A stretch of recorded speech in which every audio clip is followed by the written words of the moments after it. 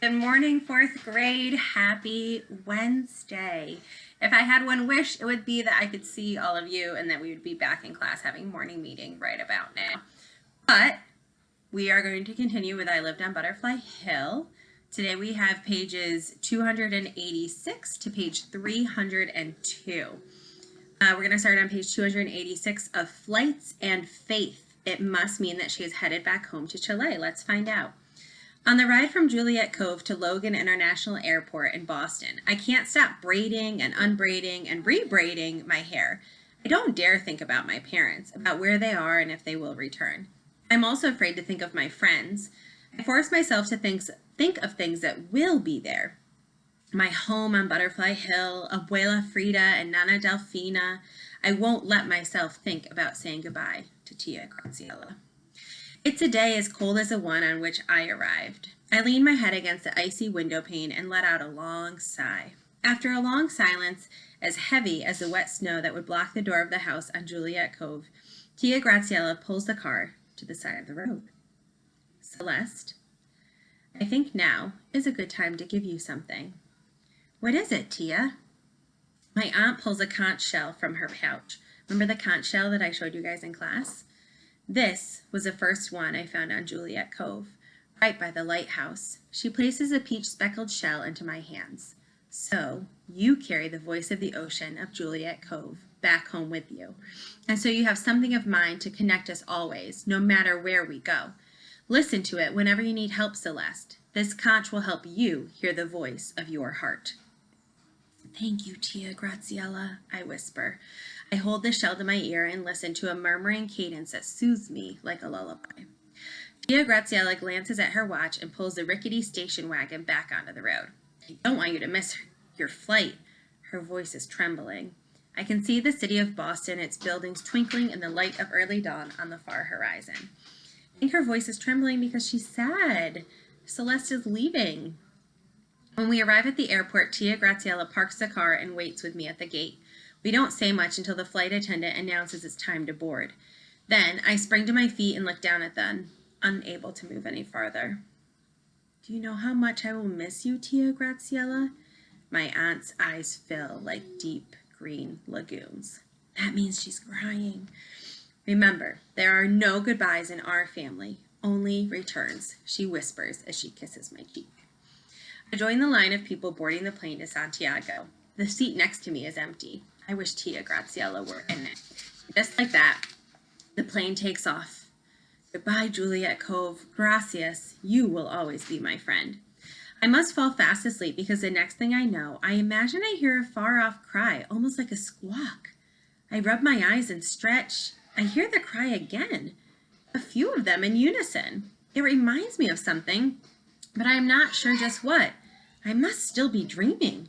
I open my eyes wider and raise the window shade. Oh, I almost lose my breath. We are crossing the Andes mountain. Am I not dreaming? Am I really flying over Chile? And what are those in the sky? I rub my eyes again. Could that really be? Yes, I see a flock of pelicans. 7 pelicans flying the cloudless sky. I imagine them crying out once more. They are here to greet me. The plane descends slowly. I can hear the mountains whisper, "Welcome back, Celeste Marconi, child of mine. You are home." Don't mind baby Aries in the background. Page 289, the road to Butterfly Hill. I am shaking as I make my way through customs. Chilean citizen, a young woman asks me as she opens my passport and stamps the page. I see the word in green ink, return. I can't keep back my tears. Si, señorita, I am a citizen. You have been gone a long time. Her voice is kind and her dark eyes understanding. Welcome home. I see Alejandro instantly. He stands outside customs with a big bouquet of red copihues, our national flower. Shaking, sobbing, and laughing all at once, I leap into his arms. How good to see you, Niña Celeste, he says with a shy smile I remember. God is good to bring you home to us safe and sound. I am so happy to see Alejandro, but in the daydreams I've had for the past 2 years, everyone I love has been waiting at the airport for me to come home to Chile. ¿Dónde están? Alejandro sees me looking around and puts his hand on my shoulder. Your abuela Frida and your nana Delfina are waiting for you at home, Celeste, and are so excited. I nod. Oh, okay, Don Alejandro. But Alejandro looks pained. Your abuela? He clears his throat, searching for words. Your abuela? She is not quite as you may remember her. 2 hard years have made her body weaker. But, he pats my shoulder, her spirit is as strong as ever. My stomach tightens into knots. I look at Alejandro in confusion. Abuela Frida? Is it sickness? Nostalgia? Something terrible that has happened? It's too much all at once. Come, Nina Celeste. Alejandro changes the subject and leads me toward the car. Delfina has been preparing a stew all day that is fit for a queen. How little you brought home, Alejandro says as he puts my suitcase in the trunk. You travel light like your grandmother. Maybe she will get out and about more now that you are home, he continues. She is always afraid that the wind will blow away her hearing aids. But last week, Delfina and I convinced her to let us carry her down Butterfly Hill to sit for a while in the sun. She has grown so thin that she fits inside a picnic basket. I shake off the idea of my grandmother getting old and try not to think of weakness or hearing aids and all the other changes I fear facing when I arrive home. I look out the window at the sights of Santiago. Empanada stands, street singers, children running down the sidewalks, signs in Spanish everywhere. Spanish! How strange to be speaking my language with everyone and not just Tia Graciela. I chatter to Don Alejandro and hope he can't tell I am trying so hard to sound carefree. Tell me about Butterfly Hill, Alejandro. What has happened there? How is the magician at Cafe Iris? And Senora Atkinson and her teacups and the piano she plays on rainy days? Alejandro casts a grim look my way in the rearview mirror. Nina Celeste, here so much has happened. So much has changed. So much has been lost, and yet so many of the little everyday things have remained. They are a blessing. During the darkest days, they were all we had. But the most important thing, Nina Celeste, is that when I saw you, I realized that the years of pain truly are coming to an end. Forgive me if I drive faster than usual today. It's just that Donna Frida and Delfina have been waiting so very long to hug you. The Andes Mountains rush by in a blur, but they still look like they are topped with chantilly cream. I'd actually forgotten how steep and curvy the road to our house is, Don Alejandro. My hands begin to tremble as we pass through thick forests of eucalyptus. I dreamed of their intense scent so many times before. All of a sudden, we pass by Bismarck Square at the bottom of Baron Hill. Children are playing marbles and running around. On one of the benches there is an old woman with a face so wrinkled that it looks like onion skin. I wave to her. We round another corner and Butterfly Hill comes into view. Unable to contain my excitement, I roll down the window and sit up on the door ledge with my hair flying in the breeze so that I don't miss seeing a single flower or neighbor or hearing the cable cars make their familiar bumps and bumps. Alejandro looks at the back seat with a worried brow. Viendo, Nina Celeste. Then may I get out and walk from here, Don Alejandro? He smiles, and his smile is even kinder than the memories I kept of his goodness. A fine idea, Nina Celeste. I will drive up with your luggage. I know you have been waiting to take this walk for a long time. I step out of the car and back onto my native soil. I feel Tia Graciela with me as I climb Butterfly Hill. Then, is anyone else tearing up? I turn a familiar corner. I see the blue and yellow house I have dreamed of every day. The windows are open and I see a huge pink scarf flying out from the balcony like a flying carpet. I hear the call of pelicans. Oh, Abuela. Abuela Frida begins to run down the stairs with her arms wide open. My feet root to the earth and pull me down upon it. I watch with tears running down my cheeks. My Abuela Frida running down the stairs like a young girl with her nightgown on and long pink scarf trailing from her neck. She has covered her ears. I suppose her hearing aids won't fall out. With surprising strength, she pulls me from the ground and holds me tight in her arms. Celeste, how beautiful you are. Let me touch your hair, just like Rapunzel's braids. You are home, and your hands have not changed. Abuela Frida puts her hands in mine and squeezes them tight. Celeste, how much I have missed you. We hug each other for a long, long time. Then slowly we start climbing the rest of the hill, holding hands. I feel that her hand has become smaller. Before it was so big that mine fit inside it and could get lost in it. Her gait is slower, that means her walk. And she is so thin. Her face is so small, almost childlike, hiding behind layers of rice powder. but her blue eyes twinkle like always. We walk up the path in silence, and I watch my house grow larger and larger. Every so often, Abuela Frida squeezes my hand and pulls me to stop. She looks up at my eyes and tells me what life has been like on Butterfly Hill while I've been away. Every night I thought about faith, the very thing I always told you to have, she says, and I confess that sometimes I wondered if it was just a word. Delphina and I were so lonely without you. I played cards a lot, solitaire mostly, but on rainy days, Leslie Atkinson would visit for tea, and we would play bridge with her English cards, and sometimes after dinner, Delphina and I played poker with your Abuela Jose's old Spanish cards. We gambled for buttons, she winks at me. Abuela is so much older that she is almost like a little girl. I don't know whether to laugh or cry. I am happy, frightened, and sad, all at the same time. I never imagined that returning home would be so overwhelming. I walk through the long grass toward my doll's garden. The gardens are overgrown, and the flowers have grown so much they resemble giant trees. They almost totally disguise the house. Abuela Frida reads my thoughts and points to the lilac bush outside the window where she rocks and knits. Sometimes they made me feel safe, hidden. It was dry and withered all these years you're away, and this morning I looked, and it was in full bloom. As I stand through the front door, I am greeted by a special quiet, the quiet of sadness and waiting. I wonder where Delphina is. I find her in the kitchen shelling peas, mumbling and looking through the window at the sky, as if she is praying or searching for someone in the clouds. Then she looks at me. We hug and do not say a word. I only hear the music of her heart. Like old times, page 298. Nana picks up my suitcase and heads for the stairs. No, I shout. She looks back at me, surprised. I, too, am taken aback. Can I do it myself? Why am I so jumpy? I should be happy I'm finally home, but for some reason I want to discover the house on my own. Most of all, I want to climb up to the roof. Delphina as always understands me even when I don't. Delphina will be warming the stew in the kitchen, she says. I climb the stairs, creakier than ever, and stand at the threshold of my blue room. My first blue room.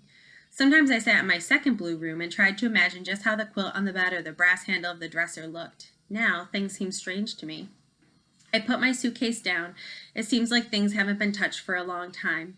My old school uniform is folded on the bed, the dresser is covered with dust, and as is my reflection in the mirror that hangs over it. I look back at a girl whose eyes are too sad and too serious to be Celeste Marconi's, and I suddenly realize that I don't have to stand on tiptoe anymore to see myself.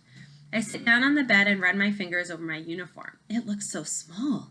Nana must have ironed and left it for me, hoping not too much time would pass until I returned.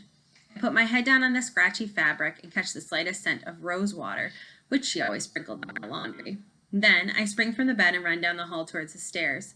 Delphina, Abuela, I call to them, the way I used to when I arrived home from school in the afternoons. I'm home!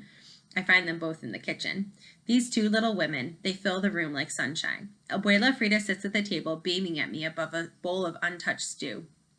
Nana Delphina sings a song in Madupang as she ladles out my own stew. She looks up as I enter. Delphina is giving you extra gravy, your favorite. You remembered after all this time. Thank you, Nana. Delphina looks at me in shock. To think, Niña Celeste, that Delphina could forget one thing about any of her girls. I'm one of her girls, too. Abuela Frida's smile is like a little girl's. See? She holds her bowl up for me to see. Extra potatoes. I sit next to my grandmother and scoop my chair over to be closer to her. It is so very good to be home, and yet still so very unreal to me. I've dreamed of a moment like this, a meal like this one for so long, and now I don't quite know what to do with it or with myself. Abuela Frida seems to read my thoughts. Time to eat, Celeste. Just take one bite at a time. Oh, Abuela, how I missed you. Suddenly, the doorbell rings. I jump out of my skin, half in excitement, half in fear. Could it be my parents, or could it be the police? I hold my breath until Nana Delphina comes back smiling. A special visitor has arrived for you, Celeste, she says excitedly. Nana Delphina's favorite young gentleman, with blue eyes and a big appetite, and who loves Nana's cooking. Can you guess? Cristobal? I run down the hall towards the front door. Celeste! None other than Cristobal Williams shouts my name as he lifts me up and spins me around in a big hug. I watch as Cristobal reaches into his knapsack and pulls out a bunch of wildflowers, purple, red, and yellow. I pick them on my way up Butterfly Hill, one by one until his voice trails off, and I watch his cheeks turn from pink to bright red. I feel my own face flushing too. He pushes the bouquet toward me and finishes by hastily saying, "Here, Celeste, like old times." "Gracias, Cristobal." I smile at him shyly. Cristobal looks different. I guess, like me, he is older. But there is something else. His eyes are no longer cloudy with dreams. They are alert and his face has grown sharper, thinner. Everything about Cristobal is watchful. What happened to that drowsy boy I left behind? I take his hand and lead him to the kitchen. "Come in and say hello." I look at him curiously. "Wait, how did you know I was home? Your pendulum?" Cristobal blushes. "Well, yes, partly, and partly because your abuela Frida called me on the telephone. He's been coming quite often to check on us ladies." Abuela pipes up as we enter the kitchen. "Hola, cuerdo, Cristobal." She smiles at him as he kisses her cheek. "Buenos dias, Senora. Let's take a walk, all right, Abuela?" I ask. "Si, cuerda, you two have much to catch up on." Abuela says, "Just stay on Butterfly Hill." "Cristobal, keep her safe," Delphina adds, beaming in Cristobal's direction. Page 300. "Thank you for coming and visiting them," I say as we shut the door behind us. "De nada. It was nothing." He brushes it off and takes a deep breath. "It's a beautiful day. You must have missed days like this on Butterfly Hill." He gives me a sidelong glance. I did. Especially miss my walks with you. We walk in silence close to each other for a while. Then tentatively, I say, "Tell me about our friends." Cristobal stares down at his feet and we walk a bit longer. Then he pulls me down onto a bench and looks into my eyes. "Lucilla and her parents? We still have no idea." "I'm sorry, Celeste. It's just been me and Marisol for a long time. I should have brought her with me, but I wanted to see you for myself. Anna moved with her family to Mexico." It's too much to comprehend. I feel like a machine as I ask, "And Gloria?" "Her father moved her to a private school just a few weeks after you left. I haven't seen her, but Marisol saw her once in a dress shop." "And what happened?" "Marisol can tell you the details." "I'll stop by her house first thing tomorrow." "I'm dying to see her," I interrupt him. "I'm sorry, Cristobal. Go on. What happened then?" "Nothing much, I guess. Gloria's mother just grabbed her hand and rushed her out of the store. But Marisol said she caught Gloria's eye and she looked sad and frightened. But then Gloria looked down at her hands. And when she looked up again, her hands were hard, her eyes were hard, like she had never known Marisol." Poor Gloria, poor Marisol, and I ache to think of Lucilla. Just trying to wrap my lips around her names feels like a hand choking my throat. "Celeste, be careful if you see Gloria, please." Cristobal takes hold of my arm. "So much has gone on here while you were away. Her father was working for the dictator in the Ministry of Justice, and he rose to a really powerful position. Even now, everyone fears him." "Maybe even Gloria herself," I answer him. "The smartest student in the entire school? Don't tell me she doesn't know the difference between right and wrong." All of a sudden, I feel angry and luckier than I have ever realized to have the parents I have. "Cristobal, as much as the way my parents live their lives worries me and causes me to miss them every minute now, I couldn't imagine fearing them or disliking who they are." Cristobal nods. "I know. I am so glad my mother is my mother too, with her vegetable stand. Oh, did I tell you she branched out? She is selling roses now too. She told me to bring you some with her love." "And I bet you forgot," I laugh. "Is that why you picked me wildflowers?" Cristobal shrugs his shoulders with a sheepish smile and yawns. "Maybe. You'll never know." And for a moment, it is like old times. We're going to stop right there today, 4th grade. Please don't forget to send me your written responses to the question that I posted for today on Jupiter.